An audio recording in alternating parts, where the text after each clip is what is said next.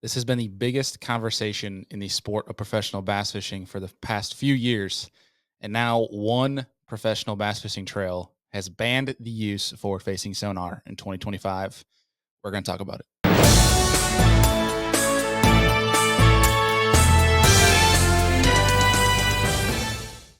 So, as of today, the National Professional Fishing League has officially announced that in 2025, they are banning the use of any real time imaging, aka forward facing sonar. In a press release today that is fully linked down below for you guys to check out by Brad Fuller, who runs the ship over there at the NPFL, they have announced, as they say, after a long discussion, many sleepless nights, per quote from Brad Fuller, that they are officially going no forward facing sonar for next season.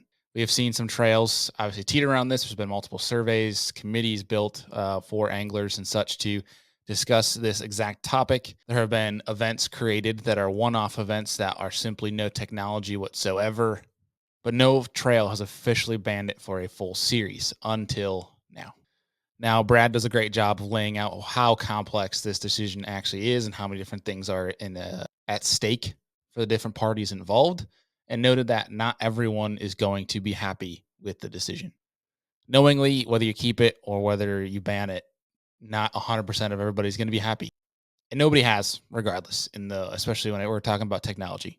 But a great quote here from Brad that mentions, "For what it's worth, I enjoy using forward-facing sonar in my personal fishing, and I'm grateful for what it's taught us about bass behavior.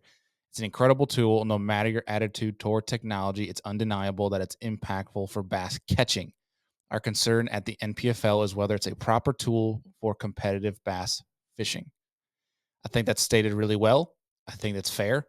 I think coming from Brad, I think it's well said. Whether you lean which way or not, I think they're trying to make this decision out of what their committee, what their team thinks is best moving forward for the NPFL.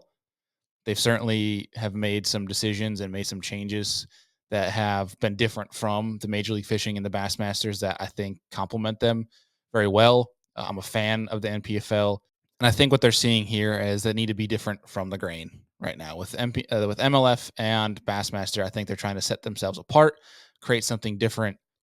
And in addition, this quote here from Brad that says, "At the NPFL, we do not want competitive bass fishing to become a technology arms race where anglers stare at a screen, targeting pixels and losing their connection to the fish that we love so much.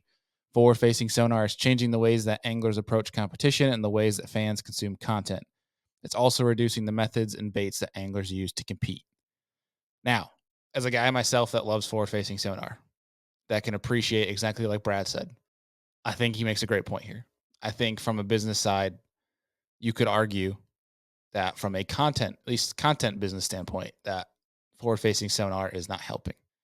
Getting a lot of the same content. But I'll also argue there's a lot for people like myself, I enjoy content with forward facing sonar because I'm in your avids of consumption, the people that just want to learn and learn and learn, will take anything.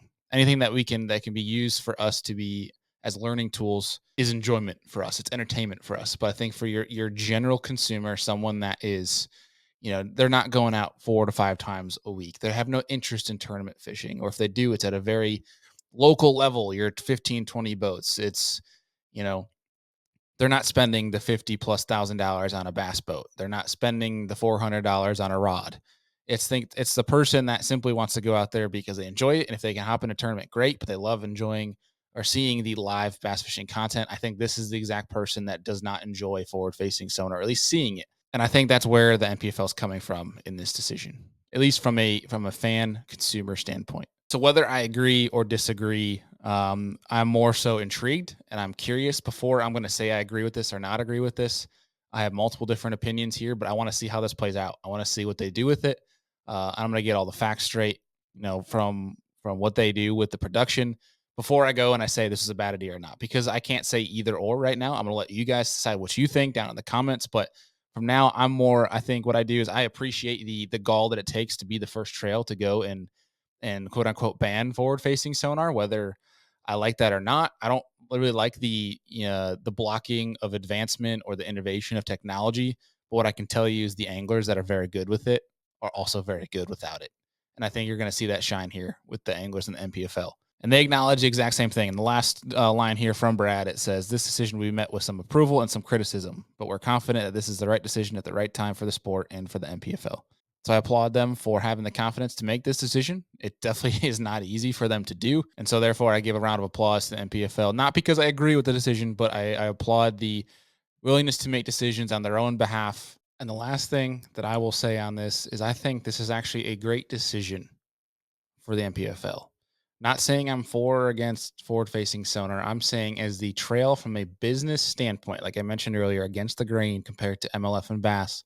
I think with some anglers asking for no forward facing sonar, I think this gives a trail for those looking to watch without forward facing sonar. It gives anglers an option to pursue the tournament, the professional tournament level with no forward facing sonar. And I think you might see some less arguments over the technology. Hopefully, is what we'll see is that. But I think also what we'll see is a true test of production. People want to see what happens with the professional tournament trails without forward-facing sonar in an age of technology, and I think this is going to be the exact sample that we can get from that. We can compare the two. I think if anything, when we can look at this instead of bickering, we can look at this as a potential opportunity for advancement of the sport, and that is from the sport of professional bass fishing that's live, the production, we can actually see and potentially use that as a solution going forward.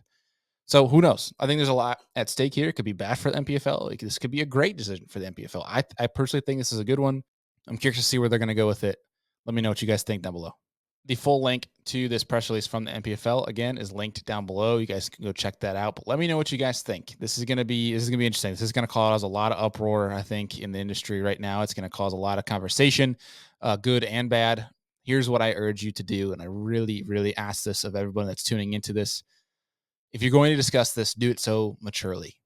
The great line here from Brad states, the second line here from Brad that says, "For rational discussion and decision making, it's helpful to remove as much emotion from the process as possible." While that was in the decision making, I urge you to do the same in your conversations with your friends, other anglers on social media, because Lord knows, even outside of fishing, we need that. Take emotion out of it. Look at both sides of the story. Look at both point of views, and let me know what your guys' thoughts are. I'm intrigued by this. I'm curious to see the future of the NPFL. Curious to see what the anglers' takes are on this. I'm curious to see what the industry professionals' takes are on this. We'll see. I don't know. What do you guys think? We'll be talking about it more on tomorrow's Tuesday Night Live of Serious Angler in a full podcast. You guys can check it out there. Appreciate you guys for watching. Like, subscribe. We'll see you on the next one.